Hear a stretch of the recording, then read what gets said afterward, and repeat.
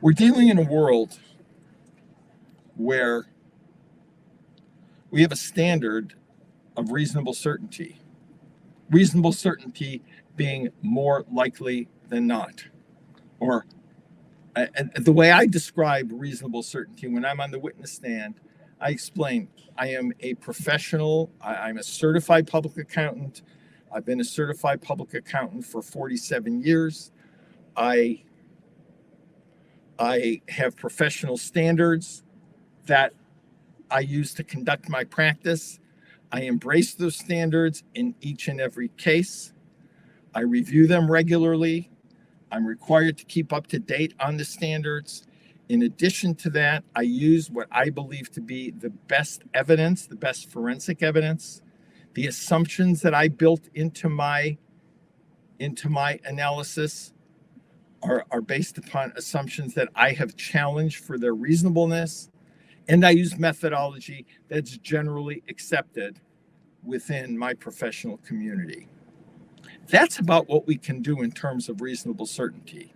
Yes, there's some mathematical models, but it's important to be able to explain to the jury from a logical standpoint of what we say when we're talking about reasonable certainty. Well, I'm going to say that a model, and I don't know if I'm going out on a limb here, and I think I'm not, a model, a damages model, lost profits model, that we as experts build based upon assumptions and based upon the representations of one party or the other without being verified by forensic evidence. It's merely a hypothetical. Doesn't meet the reasonable certainty test.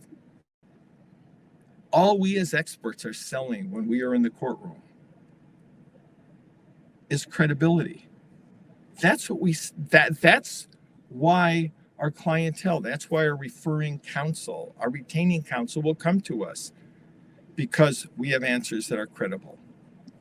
Not because we take our best shot at coming up with something that may or may not be reasonable. So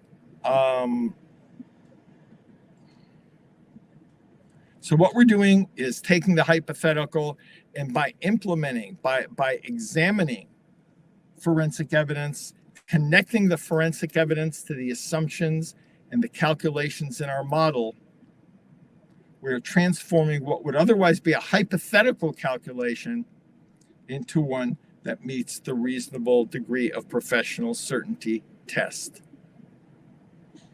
Good methodology, assumptions that we've challenged, and forensic evidence as our foundation. And we have to remember, when we're on the witness stand, when we are sitting on that witness stand and opposing counsel is cross-examining us, opposing counsel will come after us with everything that he or she can. They will challenge everything we have. They're going to challenge our assumptions. Assumptions are often variable. They are often very vulnerable. They'll challenge our methodology. They'll challenge the accuracy of our calculations.